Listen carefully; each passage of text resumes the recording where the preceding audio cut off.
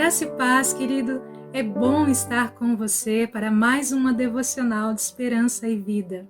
E o texto bíblico para a nossa meditação de hoje está no livro de Atos dos Apóstolos, em seu capítulo 16, versículos do 25 até o 32, em que diz assim: Por volta da meia-noite, Paulo e Silas estavam orando e cantando hinos a Deus.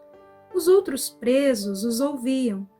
De repente, houve um terremoto tão violento que os alicerces da prisão foram abalados.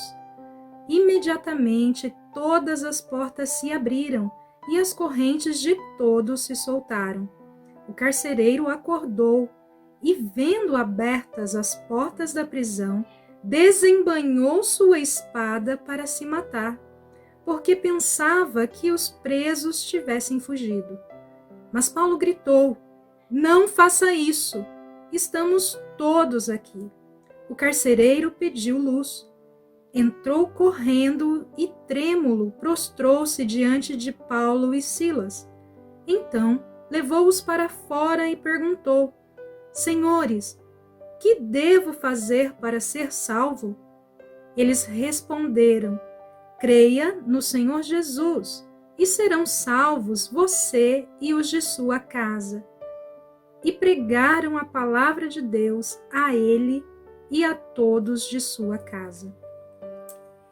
Queridos, nesta ocasião em que Paulo e Silas realizavam uma viagem missionária, eles foram presos. E se você voltar alguns versículos, você vai perceber que esta prisão era fruto, digamos que, de uma conspiração. Mas Paulo e Silas não se apegaram ao fato de estarem presos injustamente. Eles muito menos ficaram ali se vitimizando por estarem feridos ou então reclamando de suas prováveis dores, porque afinal de contas, ambos tinham sido severamente açoitados, segundo o relato do versículo 23. Diante da dor, da injustiça, do desconforto que provavelmente os impedia até de dormir, pois ambos estavam presos com seus pés ali a um tronco, Paulo e Silas escolheram a melhor parte. Eles se deleitaram na presença do Senhor com orações e louvores a Deus. A Bíblia, ela não fala especificamente a razão ou o motivo de suas orações. Mas, queridos, eu não acredito que Paulo e Silas estivessem apresentando suas petições pessoais ao Senhor, clamando por liberdade e justiça. Na verdade, ao contrário, eu creio que eles simplesmente adoravam e louvavam ao nome do Senhor, por meio de suas orações e canções entoadas ali. Esta é a minha interpretação pessoal. Mas enfim, vamos avançar um pouco mais no texto, porque hoje eu quero me ater consigo à pessoa do carcereiro. Este homem que dormia em meio à cantoria e só depois do terremoto acordou. E logo ao acordar, ele avaliou a situação apressadamente, ou bem mal, não é verdade? Ele, vendo as portas ali todas abertas e diante da crise que ele estava vivenciando, a única solução encontrada por ele foi suicidar-se. Podemos dizer que a sua escolha pela morte era uma tentativa desesperada de evitar o sofrimento por vir, pois muito provavelmente aquele homem seria castigado pelo que ele acreditava ter sido a fuga dos prisioneiros naquela noite. Mas diante aqui da tentativa de suicídio, nós vemos que alguém clamou por ele, dizendo: não faça isso, estamos todos aqui.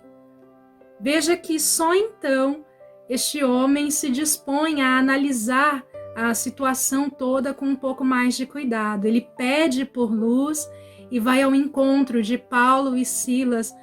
Buscando por ajuda, ele faz a seguinte pergunta: o que devo fazer para ser salvo? Mas do que exatamente, meus irmãos, este homem gostaria de ser salvo? Do terremoto? Dos demais prisioneiros que estavam soltos? Dos seus superiores que poderiam castigá-lo?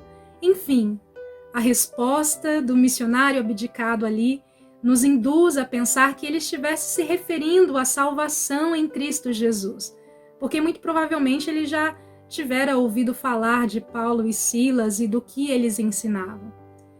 Mas, queridos, talvez estes e muitos outros pensamentos permeavam a mente inquieta daquele carcereiro, que clamava por socorro, por salvação. O fato é que, diante deste atentado contra a vida, Paulo não se calou. Ele se importou, ele amou, ele gritou, ele preveniu aquela trágica situação. Ele ofereceu àquele homem um olhar atento e amigável que despertou naquela cansada alma do carcereiro um conforto e despertou nele também a curiosidade, bem como o desejo de viver. Queridos, o mês de setembro é um mês de prevenção ao suicídio no nosso país, no Brasil. E o site oficial da campanha Setembro Amarelo divulga que são registrados cerca de 12 mil suicídios todos os anos no nosso país, no Brasil, e mais de 1 milhão no mundo. Isso, infelizmente, trata-se de uma realidade que registra cada vez mais casos, principalmente entre jovens e adolescentes. E, queridos, eu e você, Igreja do Senhor Jesus, nós não podemos ficar indiferentes a este atentado contra a vida. A exemplo de Paulo, precisamos olhar para o próximo com atenção, amor e muito respeito. Precisamos clamar por suas vidas e talvez até gritar: não façam isso, nós estamos aqui por você, estamos aqui para você. Temos de atender esta urgente necessidade de socorrer o outro, estando disponíveis para ouvir seus desabafos e até mesmo questionamentos, daqueles que desesperadamente querem se livrar dos problemas, ainda que isso lhes custe a própria vida. Precisamos, meus irmãos, pela graça de Deus, ser o olhar amigo que conforta e desperta no outro o desejo pela vida, apontando para o único caminho que pode salvá-los completamente do seu desespero, que é Cristo Jesus.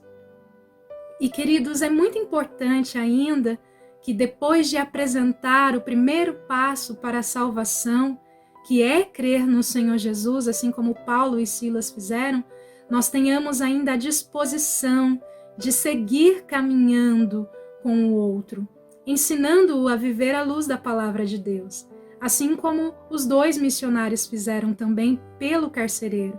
Necessitamos ir até a sua casa, compartilhar da palavra da vida com ele e também com sua família, pois é preciso discipular, ensinar, insistir, amando e cuidando, até que a ação completa de Cristo frutifique na vida do outro em amor e serviço. Assim como aconteceu com aquele carcereiro, que, se você continuar lendo o texto, depois de ter sido ensinado pela pregação da palavra de Deus, ele passou a cuidar das feridas de Paulo e Silas naquela noite. Meus irmãos, o Senhor nos chama para manifestar a esperança e vida para com aqueles que hoje estão sofrendo, muitas vezes do nosso lado, e só veem a solução dos seus problemas na morte.